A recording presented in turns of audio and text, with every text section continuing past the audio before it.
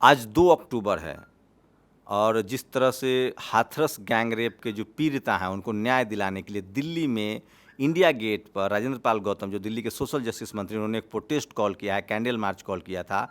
लेकिन अब खबर आ रही है कि सरकार ने परमिशन नहीं दिया है। ताज़ा क्या अपडेट है? सीधे राजेंद्र पाल गौतम जी से बात करते हैं। सर, क्या अपडेट है? आप लोग को परमिशन नहीं मिला इंडिया गेट का? इंडिया गेट को उन्होंने सील कर दिया है और धारा 144 लगा दी है। और केंद्र सरकार हमारी आवाज़ को दबाना चाहती है। वो दलितों के मुद्दों पे कोई आवाज़ ना उठाए, इसी रणनीति के तहत उन्होंने इंडिया गेट पे लोगों को आना अलाउ नहीं कर रहे हैं। इसी मजबूरी में हमने जंतर मंतर तय किया है। हम आज शाम को 5 बजे जंतर मंतर पर भारी मात्रा में जाएंगे और हम इस आवाज़ को दबने नहीं देंगे।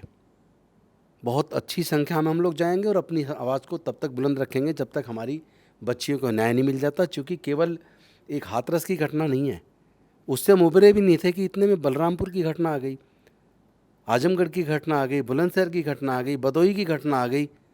आखिर कितने लोगों को इस तरीके से मारेंगे, कितने हमारी बच्चियों को या हमारे समाज के लोगों की हत्याएं करेंगे? इनका इनका कलेजा कांपता क्यों नहीं है? भारत को भारत कैसे बनाएंगे? ये तो सही मायने में देशद्रोही हैं। आप सोशल जस्टिस मंत्री हैं दिल्ली के, आपकी एक नैतिक जिम्मेदारी भी बनती है, एक कॉन्स्टिट्यूशनल जिम्मेदारी भी है एससी एसटी के प्रति। क्या कहेंगे? केंद्र में एससी आयोग में चेयरमैन नहीं है, शेड्यूल का जो कि संवैधानिक पद है। यूपीएससी आयोग का कुछ अता पता नहीं है, वुमेन कमीशन कुछ इनिशिएटिव नहीं कर रही। इसको कैसे देख रहे हैं? कोई lack of, constitutionally lack of है?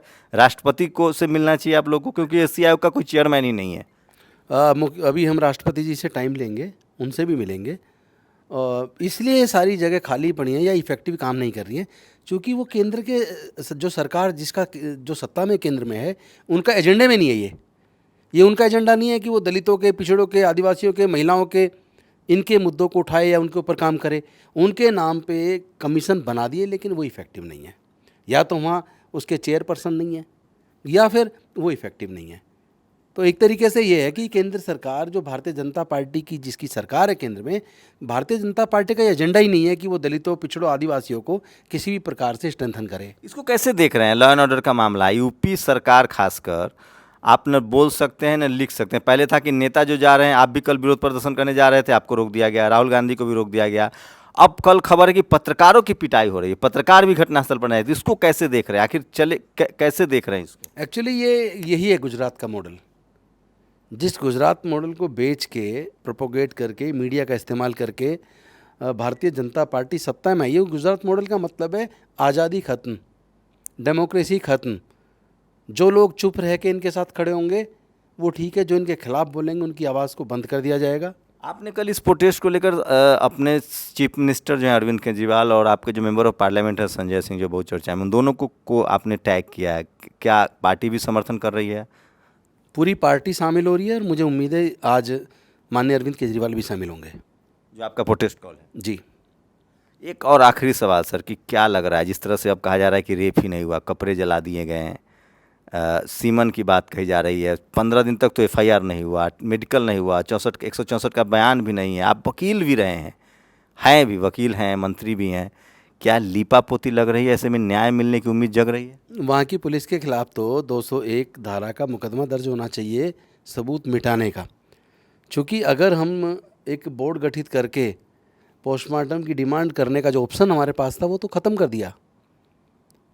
और दूसरी बात, जो इमीडिएट जो जांच होनी चाहिए, अगर वहाँ जांच ईमानदारी से नहीं होती है तो फिर काफ़ी दिन के गैप के बाद अगर जांच की जाए तो बहुत सारी चीज़ें जांच में फिर नहीं आ पाती हैं।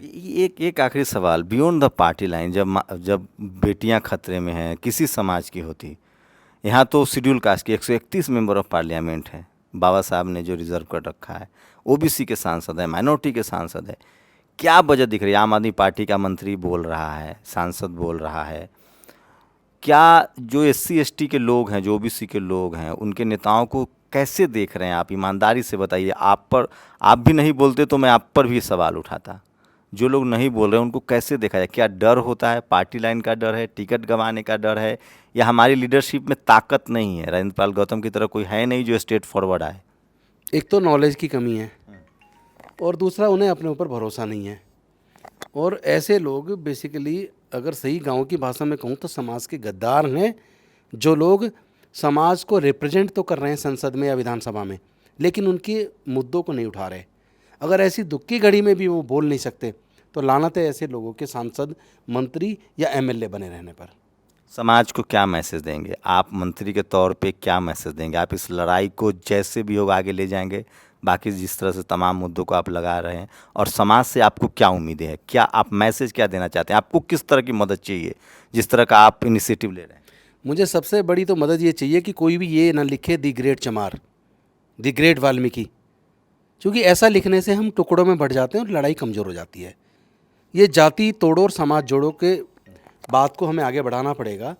जब तक हम लोग को छोटी छोटी जातियों में षड्यंत्र के तहत बांटा गया, लेकिन आज हम अपनी मर्जी से बटे हैं और इसी वजह से हम कमज़ोर भी हो रहे हैं।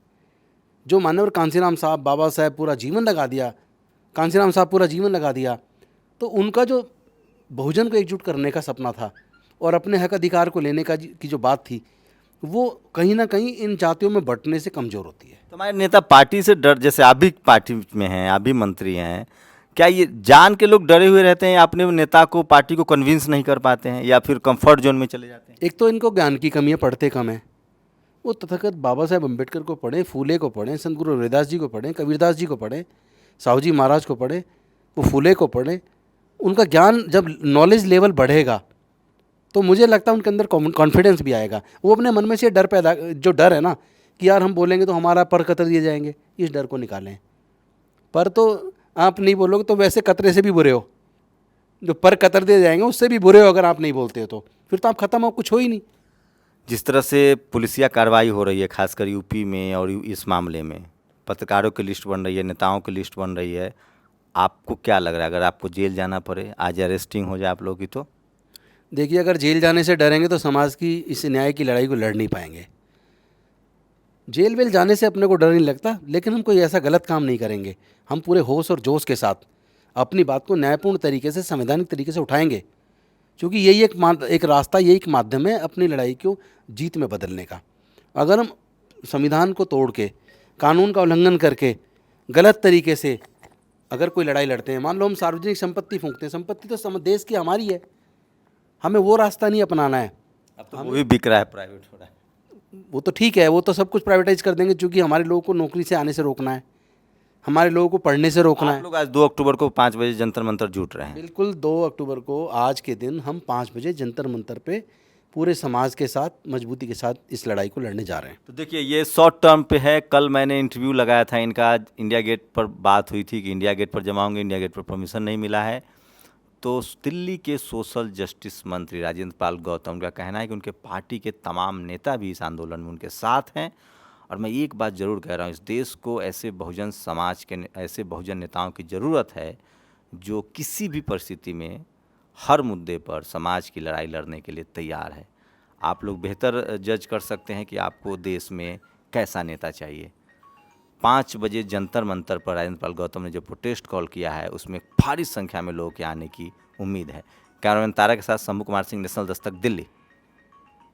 नेशनल दस्तक की आपसे गुजारिश है कि अगर इसको बचाना चाहते हैं तो नेशनल दस्तक को सब्सक्राइब करने के लिए रेड कलर के सब्सक्राइब बटन को दबाएं, फिर बेल आइकन की घंटी दबाएं। नेशनल दस्तक को बचाने के लिए बहुत जरूरी है कि हर खबर को शेयर करें, लाइक करें, कमेंट जरूर करें।